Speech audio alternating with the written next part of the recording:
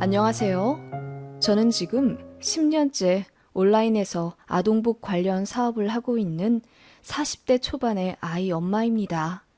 초기에 사업 흐름을 유행에 맞게 잘 밀어붙여서 참 감사하게도 돈을 꽤 벌었네요. 잘 될 때는 월 5천만 원도 벌었고 평균 800만 원에서 1,000만 원 사이로 순수익 가져가는 것 같습니다. 전문대 나와 월 170만 원 초반씩 벌던 사회 초년생 때가 생각나요. 그때 남편도 월 수입이 200만 원도 안 될 때였는데 그래도 결혼해 잘 살아보겠다고 살림 합쳐 새 시작했네요. 남편이나 저나 꽤나 흙수저라 양가 도움 없이 둘이 원룸에서 신혼 시작했어요. 저희 친정은 시골에서 농사 짓고 계시고 시댁은 잡화점 장사하십니다. 그냥 자식들 물려줄 재산만 없을 뿐이지 자식들에게 손 내미셔야 하는 상황은 아닙니다. 그래도 제가 돈 좀 벌기 시작하면서 양가에 월 50만 원씩은 꼭 드렸지요. 그런 저에게 친정 부모님은 정말 고마워하셨어요. 대준 것도 없이 결혼했는데 이렇게 승승장구 잘 되었다며 다 큰 저를 기특해 하셨지요. 반면 시댁은 그냥 모든 게 당연하신 것 같으세요. 10만 원을 드릴 때도 50만 원을 드릴 때도 반응이 한결같습니다. 더 안 주냐? 내년엔 더 줘라. 늘 이렇게 말씀하셔서 솔직히 돈 드릴 맛이 안 났어요. 그래서 지금은 안 드리지만요. 남편도 그걸 느끼고 저에게 많이 미안해하고 제 앞에서 시부모님께 며느리한테 좀 살갑게 말하라고 핀잔 줄 때도 많았지만 시부모님은 평생을 여유 없게 살아서인지 매번 그러시더군요. 심지어는 남들은 자식들이 부모빚 떠안는다더라. 우리는 물려줄 빚이 없으니 얼마나 좋은 일이냐. 매번 감사해하며 살아라. 라고 말씀하셨는데 그 말 듣자마자 제 남편 얼굴이 새빨개지더라고요. 제가 생각해도 시부모님은 교양도 없고 인성도 별로이십니다. 그런 부모 밑에서 제 남편같이 건실한 사람이 아들로 자라났다는 게 참 신기할 정도지요. 더 신기할 수밖에 없는 게 남편에게는 남동생이 있어요. 시동생도 시부모님이랑 똑같습니다. 뭘 해줘도 당연하게 생각하고 조금이라도 더 콩고물 얻어먹고 싶어서 눈이 시뻘건 사람이에요. 그래서 그런지 연애도 제대로 못하다 겨우 선봐서 결혼할 뻔했는데 그마저도 파혼당하고 현재 나이 저랑 동갑인 40대 초반인데 여태 장가 못 갔습니다. 이렇다 할 직업도 없고 1년에 2번 회사 바꾸면서 근근히 용돈이나 벌며 사는 것 같아요. 다행히 집은 시부모님이 해주셔서 전세 3,400만 원짜리 원룸에서 살고 있습니다. 그리고 회사를 계속 관두니 그 업계에서도 블랙에 걸린 것 같고 이제는 전공과 무관한 일자리 하며 살더라고요. 당연히 안정적이지 않고요. 그런 둘째 아들은 시부모님께서는 애가다라 하십니다. 눈물 지으며 안타까워 하시고요. 그리고 결국 그 화살이 저에게 꽂혀버렸답니다. 지금은 거의 연을 끈다시피 하며 살기 때문에 덜 신경 쓰지만 한때는 시부모님 때문에 미칠 뻔했어요. 제가 일을 관두고 사업을 하기 시작하자 시부모님께서 반대가 엄청나셨습니다. 그거 사업 자금 필요한 것 아니냐. 우리 아들이 번 돈 다 날려먹을 셈이냐. 얌전히 지금처럼 일 다니면서 애나 열심히 키워라. 라며 제 상식에는 참 모진 소리들을 하셨던 시부모님이에요. 당시 제가 애 낳고 다니던 직장이 오전 10시 출근에 5시 퇴근이라 애 키우며 일하기 딱 좋았어요. 그리고 아이 아프면 제가 휴가 내기도 쉬웠고요.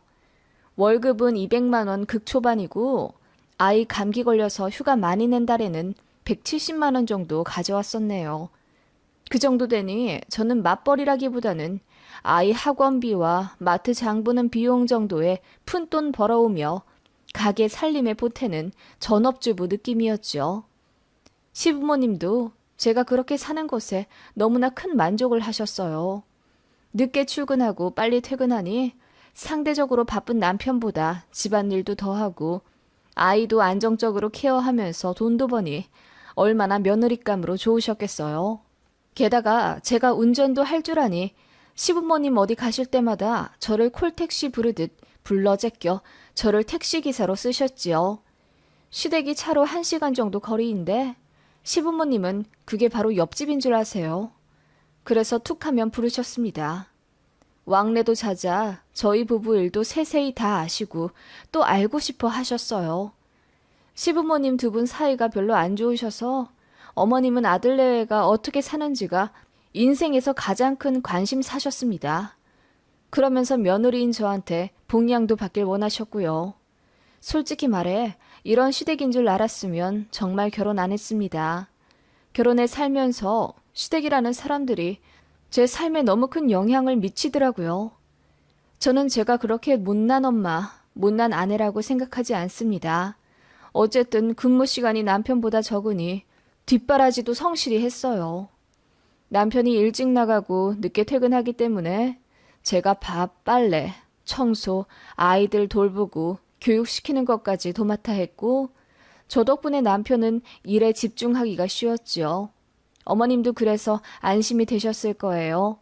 맞벌이 부부라면 응당 남편들도 고생을 하는데 어머님 보시기에 며느리는 돈도 벌면서 시부모도 챙기고 손주들도 거의 며느리 혼자 다 보며 당신 아들 옷 빨래해서 단정히 입히고 아침마다 밥 해먹여 보내니 얼마나 좋으시겠어요. 하지만 저는 싫었습니다. 그렇게 두 아이나 키우며 결혼 생활 7년째 했을 때 제 마음에 큰 불씨가 생겼어요. 제 이름으로 사업 한번 해보고 싶다는 열망이 사로잡혔고 남편에게 일을 관두고 싶다고 했지요.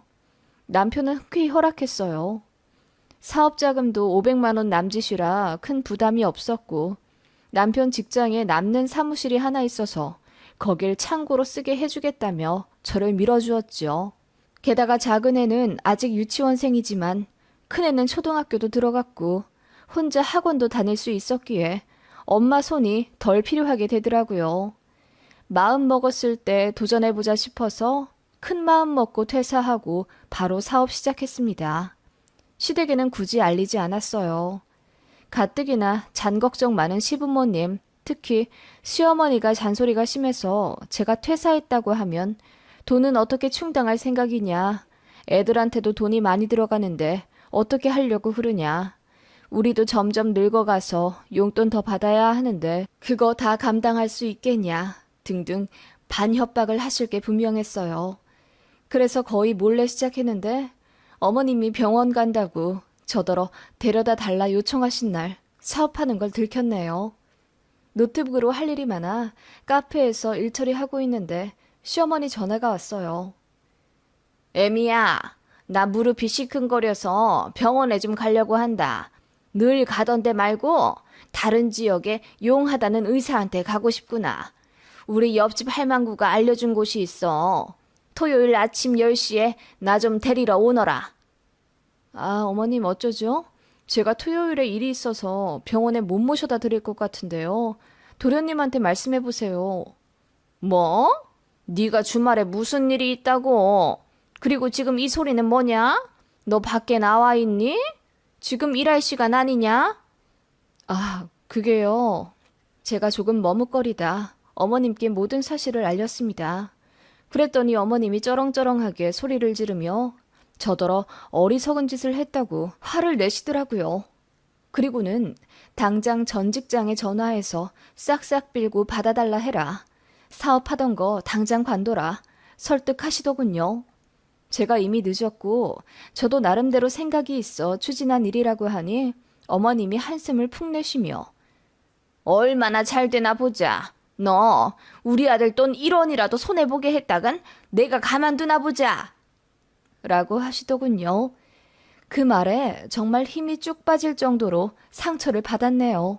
시부모님이 아무리 무뚝뚝하시고 감정 표현이 서툴다 해도 그래도 제가 그간 해드린 것에 고마워는 하실 줄 알았어요. 그리고 늘 저를 딸이라 하셨기 때문에 귀찮아도 봉양해드렸던 건데 결국 며느리는 며느리더군요.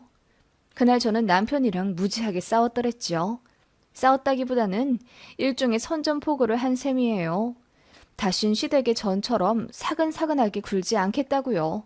남편도 알겠다 하며 이해하더군요. 미안하다는 사과까지 받았고요. 어머님은 본인이 뱉은 말이 있어서 그런지 저에게 한동안 연락 안 하시더라고요.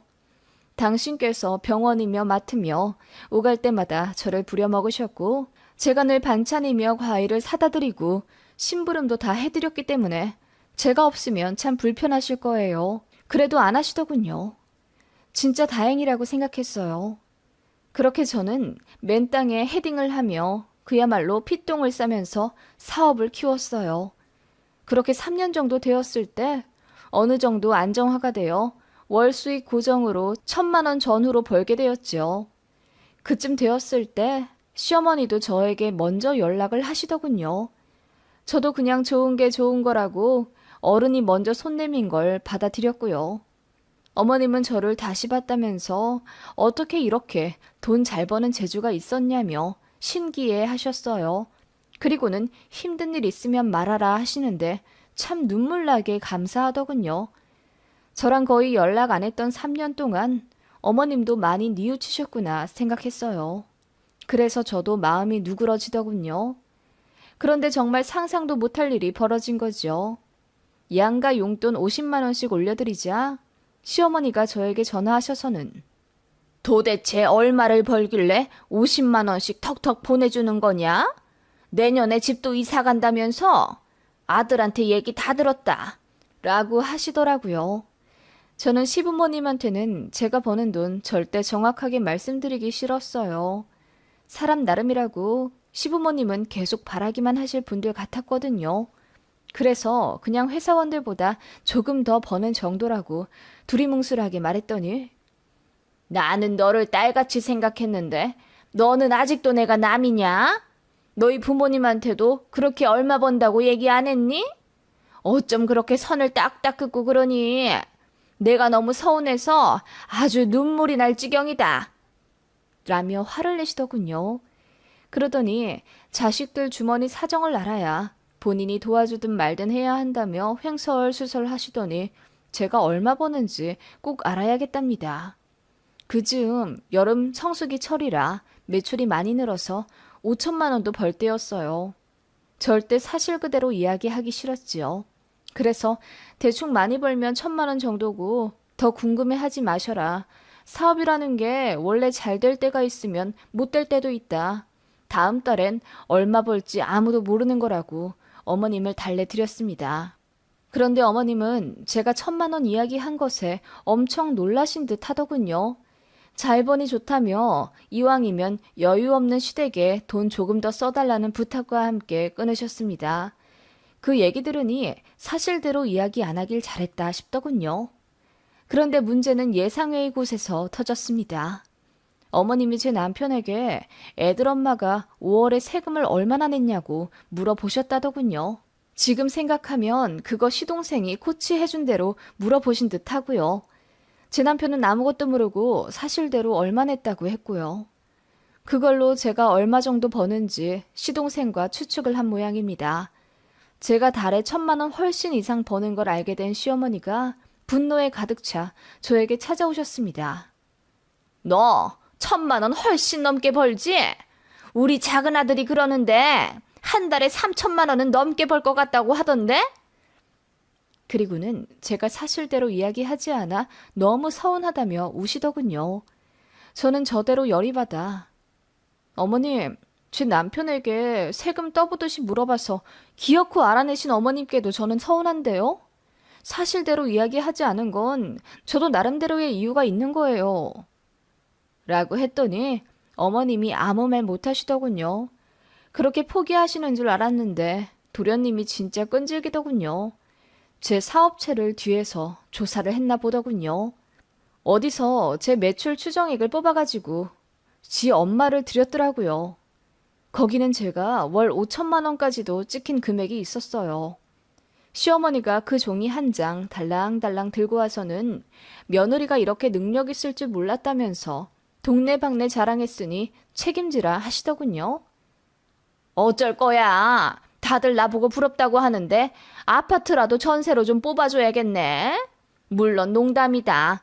나는 바라는 거 하나도 없어. 알지? 라고 하는데 어찌나 소름 돋던지요.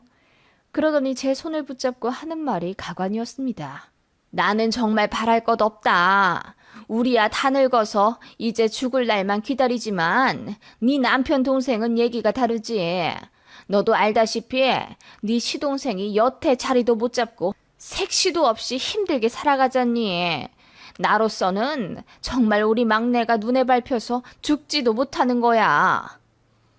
어머님은 그렇게 펑펑 우시며 제 앞에서 또 도련님 얘기를 하더군요. 뭐가 그렇게 불쌍하다는 건지도 모르겠더군요. 본인이 게을러서 일 안 하고 성격 이상해서 여자도 못 만나는 건데 어머님은 그렇게 여자들이 여우 같다는 험담, 세상이 아들을 알아주지 않는다는 착각에 빠져 저에게 하소연하셨습니다. 아무튼 어머님이 그렇게 또 도련님 얘기를 시작하니 뭐 돈백 쥐어달라는 뜻인가 싶어서 남편이랑 상의해보겠다고 하며 차갑게 내보내려니 어머님이 급하게 잡더군요. 그게 아니다. 아니, 너도 알겠지만 애들 키우며 사업 꾸리는 게 얼마나 힘들어. 예전에 일 다니면서 새아가 네가 집안일을 하고 애들 키우고 다 했잖니. 그때 내가 마음이 얼마나 아팠다고. 그렇게 고생했으니 이제는 누군가에게 좀 맡겨놓고 쉬는 건 어떠니? 네? 애들 이제 다 커서 손도 별로 안 가고요. 많이 컸다고 이제 좀 덜 아파요. 병원도 자주 안 가고 저도 주에 2번씩 가사 도우미 이모님 도움받으니 한결 편해요. 저 힘든 거 없어요. 그래도 잘 생각해봐. 네 나이도 이제 40이 훌쩍 넘었는데 그러지 말고 더 앞길 창창한 네 시동생에게 일을 맡겨보는 건 어때? 네? 어머님 그게 무슨 말씀이세요? 제가 경악하며 따지듯 묻자 어머님이 진정하라며 자기가 다 생각이 있다고 하시더군요. 어차피 자리 못 잡아 힘든 시동생 저희가 평생 뒷바라지 해주는 건 당연한데 언제까지 돈으로 쥐어줄 거냐 하십니다. 자고로 사람은 물고기를 잡아서 주는 게 아니라 물고기 잡는 방법을 알려줘야 하거늘. 네가 아량을 베풀어서 우리 둘째 아들한테 사업을 좀 알려줘라. 이사? 전무? 그런 거 시켜주면 뽀대도 나고 좋지. 이왕이면 대표 시켜주면 우리 집안에 면도 좀 살겠지만. 무슨 소리를 하시는 거예요? 제가 어렵게 일군 사업체를 왜 도련님한테 넘겨요? 이제 자리 잡고 이제 돈 좀 벌기 시작하는 거예요. 그 말에 시어머니가 놀라 저를 진정시키려 애쓰더군요. 알지. 네가 얼마나 고생했는지 알지. 나랑 연락 안 한 3년 동안 네가 정말 힘들게 고생한 거 우리 큰아들한테 얘기 들어 잘한다. 그러니까 이제 좀 내려놓으라는 거야. 우리 둘째가 자기 적성을 못 찾아서 그렇지 애가 참 똘똘하잖니. 뭐든 시켜만 주면 잘할 거다. 지 형수하던 사업인데 말아먹기야 하겠어? 물론 우리 새아가가 옆에서 코치를 좀 시켜주면. 어머님, 진짜 무슨 말씀 하시는 거예요? 말이 되는 소리를 하세요. 제가 듣다 못해 소리를 지르니 어머님 얼굴이 하얗게 질리더군요. 그러더니 예상대로 제가 돈을 많이 벌어 시부모 무시한다며 엄청 기분 나빠 하시더군요. 그러거나 말거나 저도 어머님한테 정이 다 떨어지더군요. 그래서 앞뒤 생각 안 하고 질렀습니다. 어머님, 자꾸 딸 같다 하시는데 진짜 딸 같으면 이런 얘기나 하시겠어요?